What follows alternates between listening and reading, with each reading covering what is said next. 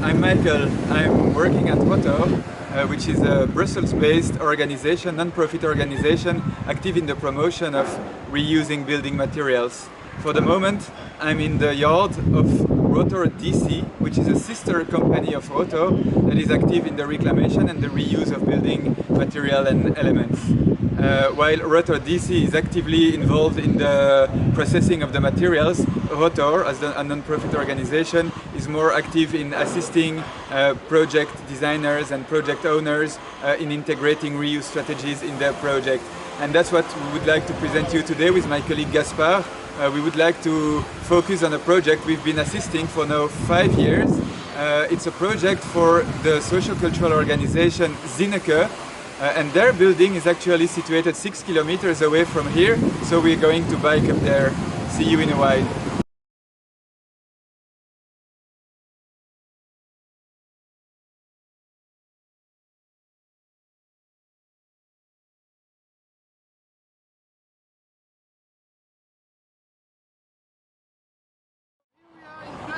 In the north of Brussels, and what we see behind me, the two buildings with the yellow lights are the two buildings that we are going to visit, but there are also other buildings inside behind them.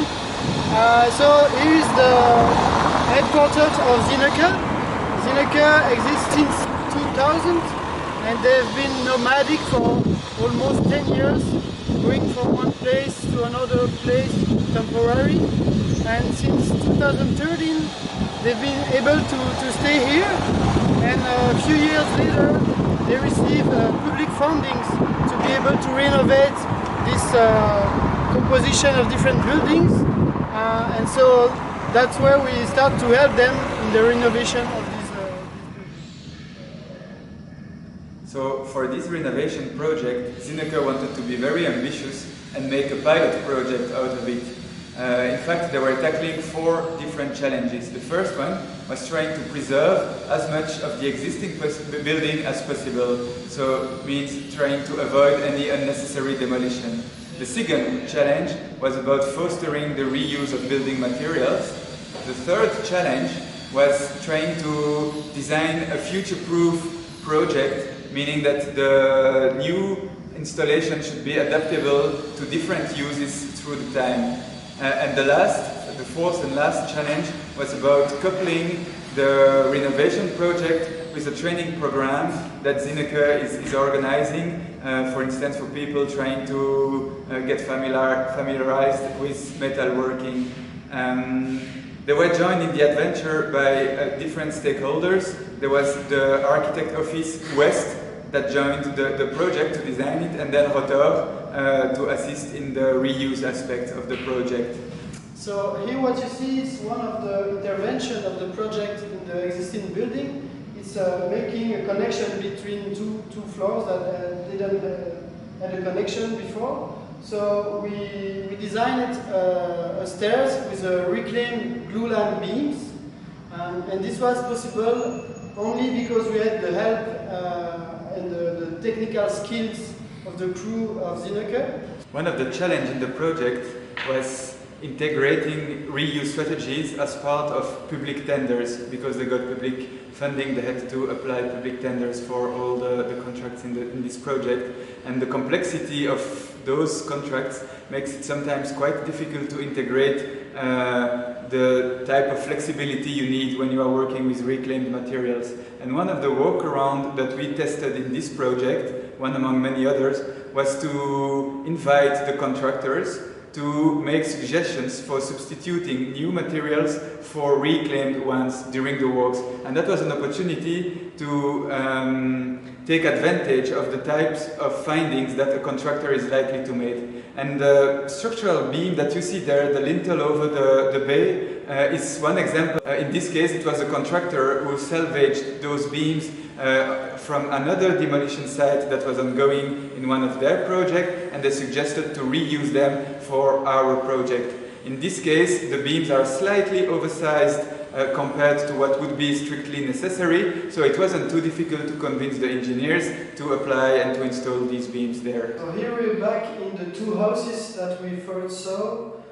to classical houses, and these spaces is going to be the offices of the Zinneke Association, and all the flooring are made of reclaimed oak parquet that was purchased by the contractor at a reclamation dealer. So that's an example of kind of classical reuse element, but we also have the window sills that are made of high pressure laminated. That is a more contemporary reuse element. So the facade behind me, the one very white, very bright, is one of the only major intervention in the project. It was rebuilding this facade, and for that one we reused windows, and that was quite a long process because we had to introduce a building permit at a moment in which we had no idea about the exact dimensions of the windows that we were going to find. So we had to do that in a sort of a blurry way, and then we asked the contractor to purchase these windows from the reclamation market, but we had to design and to compose the facade based on what was available at that moment. To our surprise, there were more possibilities than we thought, and so the architects could really play and compose something based on what was available. And one of the things they did is reusing that window with the sort of arch, the rounded window, and put it on upside down because they found it more interesting that way. I'm not sure they would have designed that spontaneously, but in this case, because it was present in the selection of possibilities, they found it interesting for the composition of the facade. So we could continue to show you many examples in this project for hours and hours, because we did quite a lot of things together with the team, but it seems like a good place to conclude this short tour of the Zinneke facilities here in this staircase that is also salvaged from a huge demolition of an office building in the city center, and it has been readapted and reused here. Once again, thanks to the skills and the craft of the metal workers from Zinneke, but also a whole lot of involvement from the architect, from the building owner, etc., etc. As you could see in this short visit, there are a lot of spaces that are left somehow unfinished. It's a bit of a rough look, and to a certain extent, that is something we totally assume. It was a conscious decision that we made together in the design team. First, because we believe there is a certain beauty in this imperfection, and that's maybe what connects us to the theme of the festival, imperfect beauty.